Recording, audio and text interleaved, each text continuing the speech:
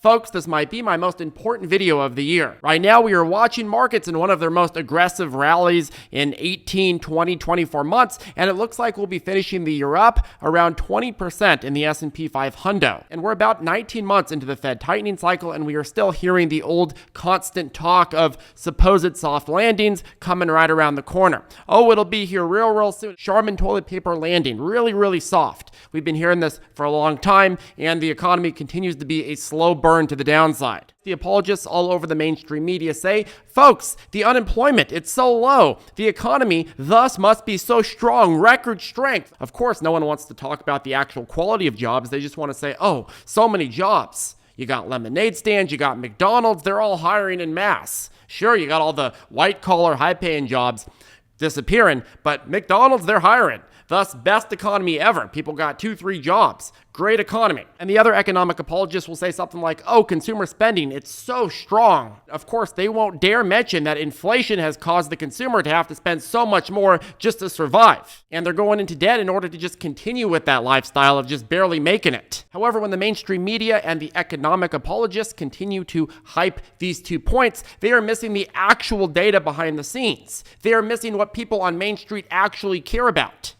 and are actually being affected by, and are actually experiencing. So in today's video, I'm going to attempt to go through the real data that shows how Americans are getting poorer and poorer and suffering more and more and more. I'm going to show you how Americans and America as a whole is getting very close to the point of ultimate desperation. And the only thing that I ask in return for all of the work that goes into a video like this is that you hit that ravishing like button, and also don't forget to subscribe. Also, a quick reminder and plug, our largest sale ever on ZipTrader U has just started. Coupon code BLACK90 will get you 90% off the one-time fee for lifetime membership to the program. As a member right now, you will get access to our step-by-step lessons, our private chat, our daily morning briefings, and other resources that you can learn about with that link down below. Our latest top idea this morning, TIVC, we presented to ZipTrader U members at about 9:32 a.m. Eastern, and it ran up about 37% from the original alert price to highs. It has continued brewing momentum into close today, and we're going to talk about what we see coming next at the end of the video. But if you're somebody that wants to have these ideas first and foremost, our top ideas, make sure to take advantage of that 90% off coupon code. Of course, no guarantees that all of our top ideas are going to run like this, but of course, we're going to do our best to give you the best research we know how to give you. Anyways, let's go ahead and get right to work. Let's go ahead and start with hunger, folks. So a major food bank executive just told USA Today that she is seeing the worst rate of hunger in her 28-year food banking career, explaining that there's so many people coming to their food banks that it's, quote, hard to wrap your head around. But don't take her word for it. Here are some actual stats from The Hill. Quote, the number of Americans who did not have enough to eat over a 7-day period rose over 18 million in August 2021 to over 26 million in August 2023. 18 million to 26 million is a roughly 45% increase in people that don't have enough to eat in this country. That's a severe increase in just 2 years. For the people that say unemployment is low and everything is just fine and dandy, consumer demand is strong, consumer spending is strong, well, again, why are you seeing a 45% increase in hunger? That's like the most basic of the statistics. Now, why exactly is hunger booming so fast? Well, number one, pandemic-era food stamp programs have expired. Government got a lot of people dependent on these programs with money it didn't have and then flipped them the finger all of a sudden, leaving them wondering, well, where's my food? And leaving them with an economy where they can't even get a job that can cover their cost of food. Lots of people can find jobs, but very few can find appropriate paying jobs. Ones that they can get by on without government help, as seen by this statistic. Number two, cost of living and really the cost of food. It specifically has gone up massively in the last 2 years, mainly due to excess government spending financed by printing and not actual economic creation. When you create more dollars, but you don't create more goods, what happens? Well, the cost of those goods go up. You can see that in Argentina. You can see that in Venezuela. You can see that in Zimbabwe. You can see that in a million other countries throughout history. People debate this back and forth. Again, this is just a mathematical fact. Number three, and a big one here, is that workers, people who are working hard every single day showing up, well, they have had a massive pay cut since January 2021. Again, this is another fact. Quote, the Labor Department reported Tuesday that average hourly earnings for all employees was $11.05 in October, a 3.32% decline from the $11.43 figure in January 2021, when Mr. Biden took office. So the fact of the matter is that a lot of people are working harder than ever, but they just can't get ahead. They're working harder and harder for less and less purchasing power, and they're watching their quality of life just get eroded more and more.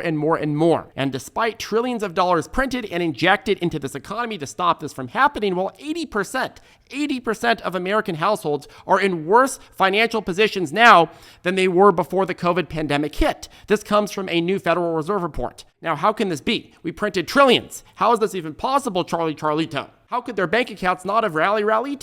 Well, again, you combine a massive cost of living crisis where all of the prices went up massively because of the inflationary situation, and you combine that with an economy that is not paying people enough to keep up with that, and all of a sudden, it becomes very obvious what happened. U.S. personal savings rate is below pre-pandemic levels, and Americans are now taking on more and more debt to finance their living expenses and have already liquidated a lot of their previously saved capital. Recently, we covered how people are taking the hit on their 401ks, cashing out of those and the IRAs earlier, even though they're going to be hit with a penalty just because they need the money now. And what exactly is the result of middle-class, everyday folks getting crunched? Well, you're seeing more and more everyday establishments go bankrupt or just outright close, saying it's not worth staying open anymore. While food banks that give away food for free are doing really well right now, well, you know who's not doing well? Restaurants that sell food, even the very, very cheap ones. Some examples, it was just reported that Burger King, the king of burgers, is planning to shut down up to 400 locations. If the king is going out, that's a big, big problem, right? Because the king should be more powerful than everybody else.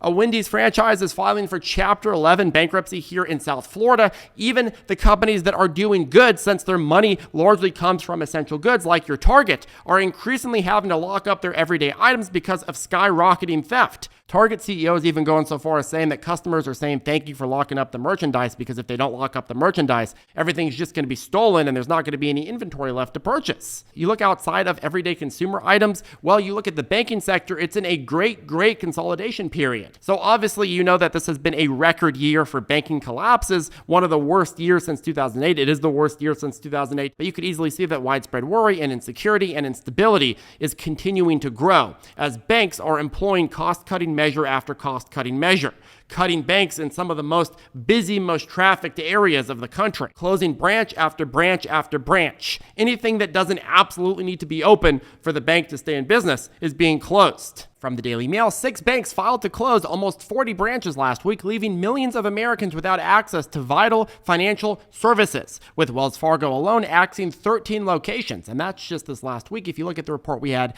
from the beginning of the year to July, you had a total of 1,144 national and regional banks closed. So why exactly are all these banks closing all of a sudden? Is it because we had this massive technological leap in terms of mobile banking where everybody all of a sudden just all at once decided to use only their phone? Is mobile banking that much better and that much more adopted than it was in, say, 2019, 2020, or 2021? No, of course not. Yes, industry trends have been leading to more adoption, but they're all closing these branches now for a completely different reason. The reason so many banks are rushing to close branches now is because they are rushing to drop their overhead as fast as possible without scaring people about the strength of their bank. How do we know this? Well, it's pretty obvious because a lot of the areas that they are closing banks in still get tons and tons of foot traffic. They are just simply rerouting that traffic to fewer and fewer banks because these banks don't want to have the massive overhead, and they think they're not going to be able to afford that overhead if the situation deteriorates even more. You look over at Citigroup, they are doing a mass round of job cuts ahead of the holiday season. Quote, Citigroup began a new round of job cuts Monday among senior managers as part of a sweeping reorganization of the country's third largest bank announced 2 months ago. You know shite is getting bad and shite is hitting the fan when senior management is losing their jobs. They're usually the last on the chopping block. Everybody else goes before those senior managers. The video game industry, you've got thousands and thousands being laid off. You look at the overall tech world specifically, you had a lot of layoffs and cleaning of the house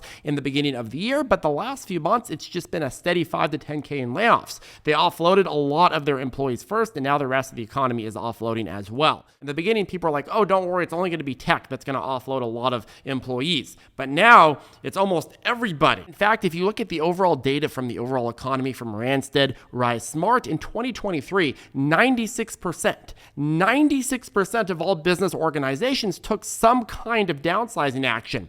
For people that say that this economy is the strongest we've ever had, how could you have that be true and also have 96% of all business organizations taking a downsizing action? Something's wrong here, right? And as we head into 2024 next year, 92% of employers are expecting additional headcount cuts. And when they say 92%, a lot of companies want to project strength. So it's probably not just 92%, it's probably like 99%. At the same time, the federal government's own tax receipts are drying up massively. A healthy economy, as you know, produces growing or at least consistent revenue for its attached government. However, the year-over-year change in total federal receipts by percentage has consistently dropped for the last 15 to 20 months. Of course, while tax receipts have dropped, government spending has gone up this year. From Zero Hedge, quote, there have been some periods where revenues went slightly negative without an accompanying recession.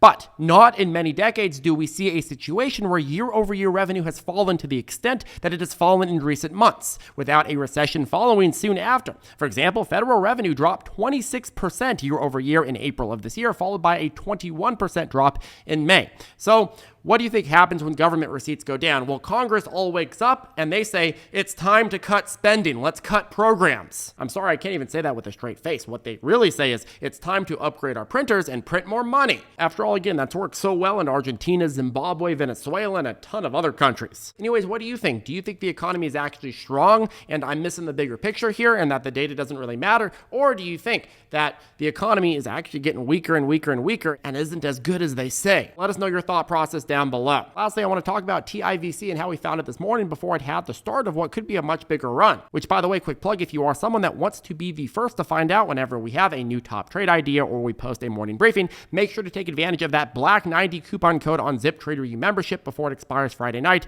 90% off is the biggest sale by far that we've ever done on the program. So if this is something that interests you, make sure to check it out before then. But anyways, what's the deal with TIVC? Well, for our top ideas, as you know, we generally like to look for small cap stocks that have some key arbitrage to take advantage of, have a setup that looks prime for a breakout, and or ideally has some overall momentum building. With this stock, what I sent out and pointed out to our members was that it, one, has previous spikeability, quite beautiful spikeability. Number two, has more cash than market cap, according to the beautiful dilution tracker. Number three, it sells direct to consumers on places like Amazon.com, Walmart.com, and so forth, big names. And number four, it has a big market size. All things that we like for a setup on a stock. And that's why we designated it our top idea this morning. And since that designation was sent out, well, guess what, folks? The stock ran up around 38%. Alert price, the highs, that is.